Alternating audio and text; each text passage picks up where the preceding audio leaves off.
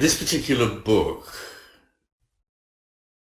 The Matter with Things, arises from something I have been thinking over all my adult life, which is that there is something wrong with the way in which we're taught by popular science and many of the vox pop thinkers that are on the internet, the way we're taught to think about the world. And it's really part also of the way in which we educate the young.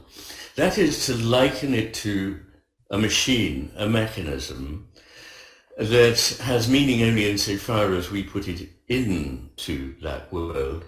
But that when we come to look at the world, what we're really faced with is a collection of meaningless fragments of material stuff colliding with itself in ways that are to an extent predictable, but largely chaotic. And that this has no intrinsic beauty, complexity, structure, meaning or direction. That has never seemed to me at all convincing. What I want to do in this book, or what I wanted to do in this book, was to explain why that vision of the world is to me not a convincing one and to offer an alternative. So in the introduction, I ask us to reconsider some of our assumptions about the world. For example, that there is only matter, that matter is, naturally speaking, static until it is set in motion, that things are essentially atomistic until they're connected by us, that structures are in essence simple and then evolve from that simplicity into a greater complexity. I want to suggest that all these ideas are wrong, that we've inverted the evidence that we have before us.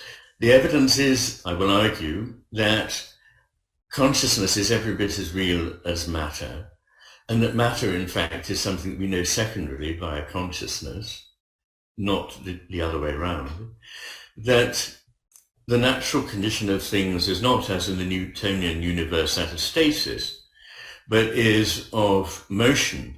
And what needs to be explained is not how things come to move, but how they ever come to be static. And I indeed argue that they are never truly static.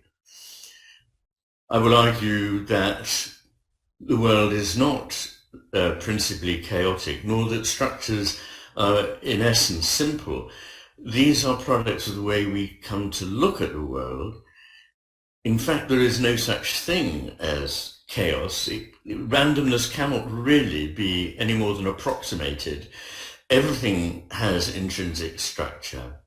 And what is simple in our eyes is simple not because it's somehow what existed before things became complex. Things have always been complex, but our way of looking at them can shear off most of the picture that surrounds what we're looking at, and thus make it appear simple and to obey simple linear laws, whereas in reality, nothing in the cosmos behaves in this mechanistic way. So those are some of the assumptions I set out with. And then I want to talk about the way in which the two hemispheres of the brain change the world that we look at. Because obviously, if I'm interested in examining what we can take as more real, more true than anything else, we need to take into account that how we attend to the world changes what is there for us to see. In an earlier book called The Master and His Emissary, I explained that the two hemispheres of the brain have evolved as all neural networks that we know going back 700 million years show an asymmetry. Why is there this asymmetry? It appears to be to do with the most basic problems of survival for any living creature.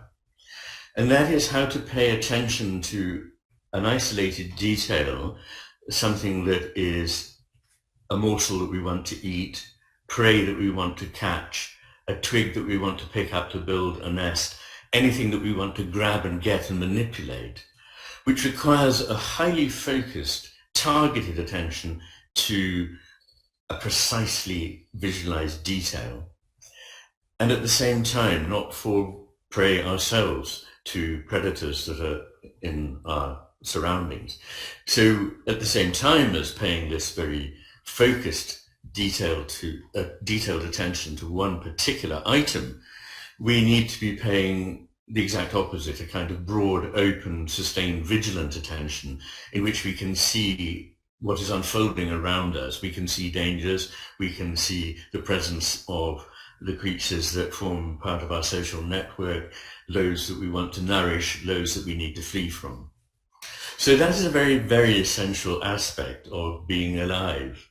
And in the human case, it is eventuated in the two hemispheres of the brain, which are different in a number of respects, but all of these can be traced to the way in which they pay attention. If, as in the case of the left hemisphere, you pay this very narrow beam, highly focused, targeted attention to detail, then the world appears to be created out of a heap of fragments, little pieces here, there, and everywhere, that are isolated, atomistic, in themselves meaningless, sheared off from any context that might give them meaning, static, because this is the attention that fixes and freezes things so that you can get hold of them, and essentially inanimate.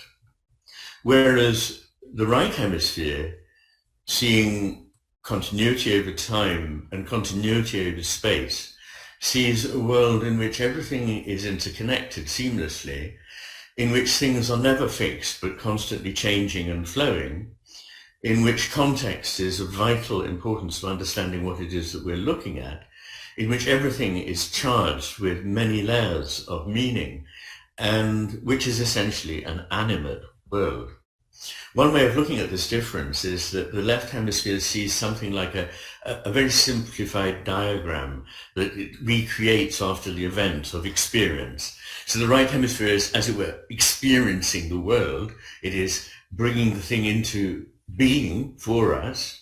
And the left hemisphere is representing, in other words, literally after the fact of its being present, is making it present again, when it no longer truly is present, in the shape of a theory, a diagram, a schema, or a map.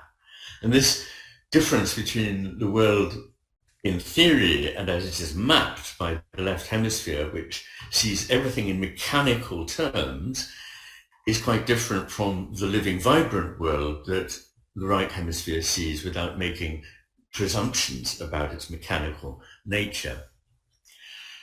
Because I'm suggesting that attention changes the world, I need to clarify that I don't mean that we make up the world in a purely idealist way, that there is no real world at all, but it's just what the product of our mind produces. I'm not saying that, but I'm also not saying that there is just simply naively a world out there that is purely objective and has nothing of us in it, and that the way to understand it is to exclude our attention entirely from the process. That will produce certainly a version of the world, but a very remarkable one in which everything that makes it valuable to us has been taken out of the picture.